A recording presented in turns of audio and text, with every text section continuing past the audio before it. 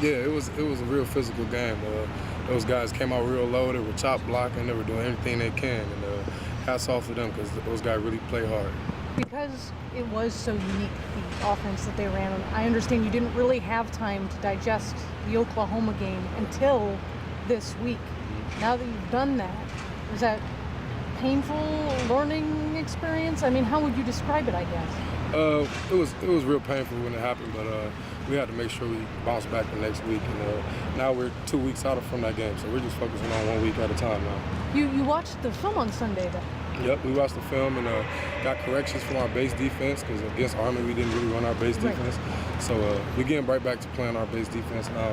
We're going to be smooth sailing. So how important is this game for the defense then, in that you're facing a regular offense and you can see those corrections being made in real time now? Yeah, it's very important. It's about us getting back to doing what we want to do. So we go out there on Saturday, we got to make sure we on point with everything we're doing in our base defense. Tracy, what do you consider in college football now a regular offense?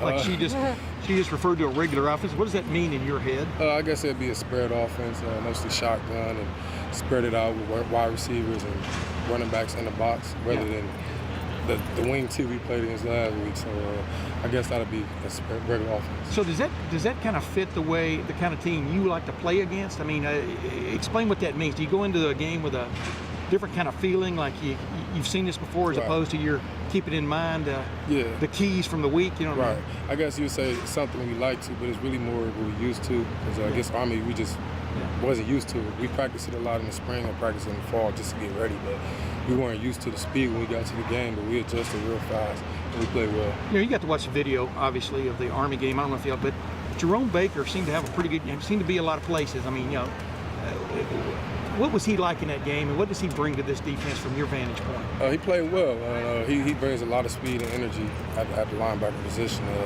It's a new era of linebackers with guys running around, and Baker's one of those guys. He can run fast. Yeah, and talk about that. I mean, meaning he can.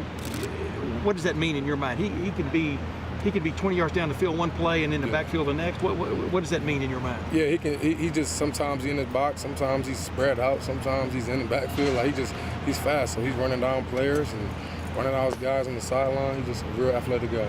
I know they've only played 2 games and they've been a little inconsistent, but UNLV's offense has been explosive at times. What do you see when you scout them? We see a great quarterback and some real fast running backs, and they also have a good wide receiver, some experienced guys on the offensive line. Right now, they're doing very good on their offense, and we know that, and we're going to be prepared for it. Yeah, they were 10 sacks last year. I think it's 1 maybe this year. What do they do up front that they're so good there? Is it a traditional blocking scheme? I mean, what are they doing that they're so effective? Yeah, they have a traditional blocking scheme. It's just those guys are used to doing what they're doing, so they're very good at it. They do it over and over all the time. So they're going to try to come out and scheme us, but we just got to do whatever we can to affect the quarterback. Plus, they're running a lot more than they've run like 3 times more than they've passed it. Right. But their running back in particular is a little guy, fast. What just jumps out on video about him?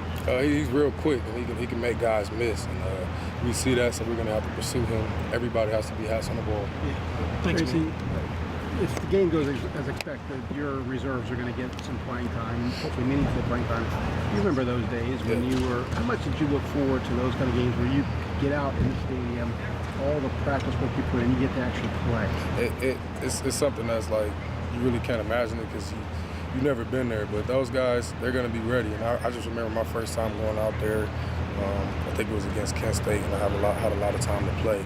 And it just feels real good being in the horseshoe for all those fans. And it's a lot of pressure, but they just got to go out there and play football. And for those guys who obviously have been playing hard in practice, how big a test is that to do it in the stadium with all the people and the atmosphere? Yeah, they just got to just be calm. It's different in practice. The game is definitely different in practice because of the pressure of everybody that's looking at you. And just got to go out there and be calm and just play their game. You look forward to those games and you look at the schedule and go, maybe this one. Yeah, back in the day I did. Yep. What was it like having Coach Shiano down on the sideline the other day? He was about ready to run on the field a couple times. Yeah, he has a lot of energy, man. It was real fun. The whole game was fun playing with him right there. Did you notice Quinn holding him back during the game? Was that a game plan or what? I didn't see it, but I seen some stuff on Twitter about that. I seen it was pretty fun. I'm doing a game